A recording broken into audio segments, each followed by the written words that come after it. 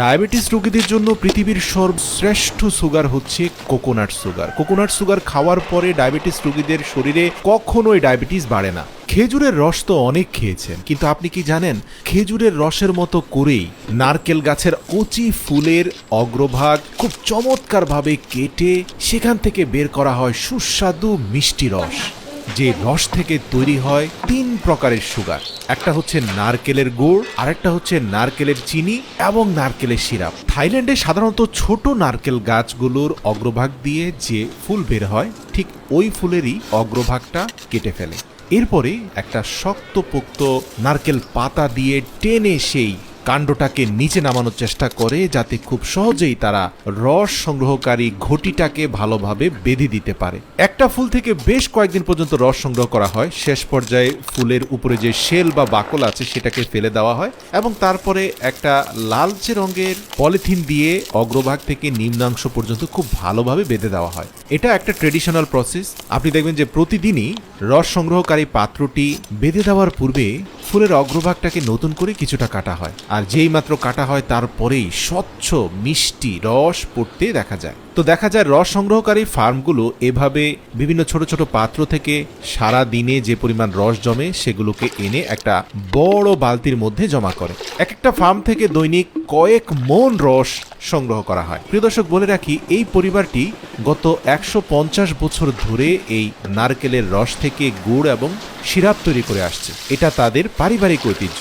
তো শুরুতেই এনে একটা ছাঁকনির সাহায্যে ফিল্টারিং করা হয়, কারণ আপনারা জানেন যে নারকেল গাছের উপরে বিভিন্ন পাতা বা ছোট ছোট নারকেলের ফুল এই রসের সাথে মিশে যেতে পারে, তাই এগুলোকে শুরুতেই ফিল্টারিং করাটা খুব গুরুত্বপূর্ণ। ফিল্টারিং করার পরে শুরু হয় উত্তপ্ত আগুনে এগুলোকে জাল দেওয়া। প্রিয় দর্শক, এই জাল দেওয়ার প্রক্রিয়াটা তারা ধারাবাহিকভাবে 3টি পাতিলে করে, কখনো এই পাতিল থেকে সেই পাতিলে ট্রান্সফার করে এবং উচ্চ তাপে সেগুলোকে জাল করতে থাকে। যখন জাল প্রক্রিয়া চলতে থাকে তখন তার উপরে বাঁশের কঞ্চি দিয়ে নির্মিত এক ধরনের ন্যাচারাল ঝাঁপি উপরে দেওয়া হয়, যাতে অধিক উত্তাপে ফেনা বেরোতে থাকা গুড়গুলো ডানে বামে পড়ে না যায়। এই বাঁশের ঝাঁপি নারকেলের রসের ফেনাকে নিয়ন্ত্রণ করে। দীর্ঘ 20 থেকে 25 ঘন্টা পর্যন্ত জাল দেওয়ার পরে অনেকটা খেজুরের গুড়ের আদলেই আমরা দেখতে পাই যে একেবারে গাঢ় থকথকে নারকেলের গুড় প্রস্তুত হয়ে যায়। তো এগুলোকে একটা ট্রেডিশনাল গ্রাইন্ডারের মাধ্যমে কিছুটা ফোমি শেপে নিয়ে আসার চেষ্টা করা হয়। অধিক ঘূর্ণয়নের ফলে গুড়গুলো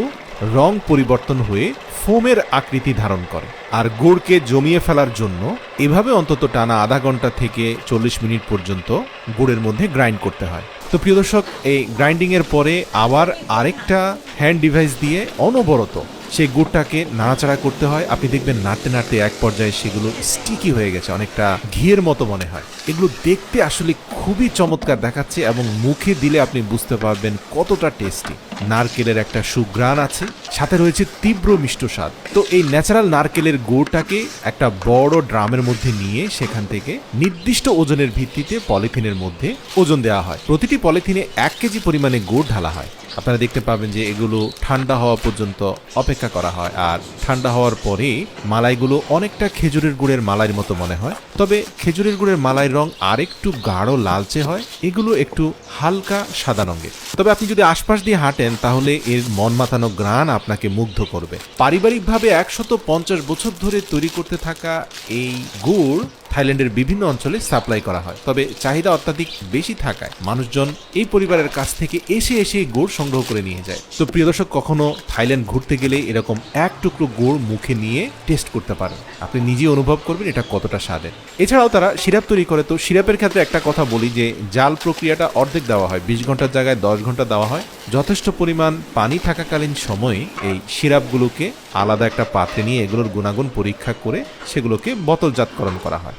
নারকেলের সিরাপ বেশিরভাগ জুস তৈরিতে ব্যবহার করা হয়। যারা স্বাস্থ্য সচেতন, কোনোভাবে চান না যে মিষ্টি জুস খাওয়ার মাধ্যমে তার শরীরে ব্লাড সুগার বেড়ে যাক, তারা নারকেলের সিরাপ দিয়ে জুস বানিয়ে খান, তবে সেক্ষেত্রে এগুলো অনেক এক্সপেন্সিভ হয়, দেখতে অনেকটা মধুর মতো মনে হয়। এছাড়াও প্রস্তুত করা গুড় থেকে একটা ট্রের মধ্যে গুড়টাকে রেখে দীর্ঘ সময় পর্যন্ত জমিয়ে ফেলা হয়। যখন একবারে শুকনো হয়ে যায় তখন সেটাকে চামচের সাহায্যে কেটে কেটে ঝরঝরে করে আরেকটা ছাঁকনির সাহায্যে ছেঁকে ছেঁকে সেখান থেকে এই নারকেলের চিনি তৈরি করা হয়। এই চিনিটা কিন্তু চা, কফি যে কোনো ক্ষেত্রে ব্যবহার করা যায়, 100% নিরাপদ। গবেষণায় উঠে এসেছে যে নারকেলের চিনি রক্তে শর্করার মাত্রা নিয়ন্ত্রণে সাহায্য করে। এতে রয়েছে ফাইবার, যা রক্তে শর্করার মাত্রা বাড়তে দেয় না। তাই ডায়াবেটিস আক্রান্ত রোগীদের জন্য এই চিনি খুবই উপকারী। এছাড়াও এই চিনি মধু থেকেও বেশি উপকারী। নারকেলের চিনিতে একই সাথে ক্যালসিয়াম, জিঙ্ক, আয়রন এবং পটাশিয়ামের মতো পুষ্টি উপাদান রয়েছে। এছাড়াও নারকেলের চিনি খেলে রক্ত সঞ্চালনও ভালো হয়। এই চিনি শরীরে আয়রনের ঘাটতি পূরণ করে। প্রিয় দর্শক, ভিডিওটি ভালো লাগলে অবশ্যই আপনার প্রিয়জনদের সাথে শেয়ার করবেন। এরকম ভিডিও দেখতে চাইলে আমাদের কমেন্ট করে জানান।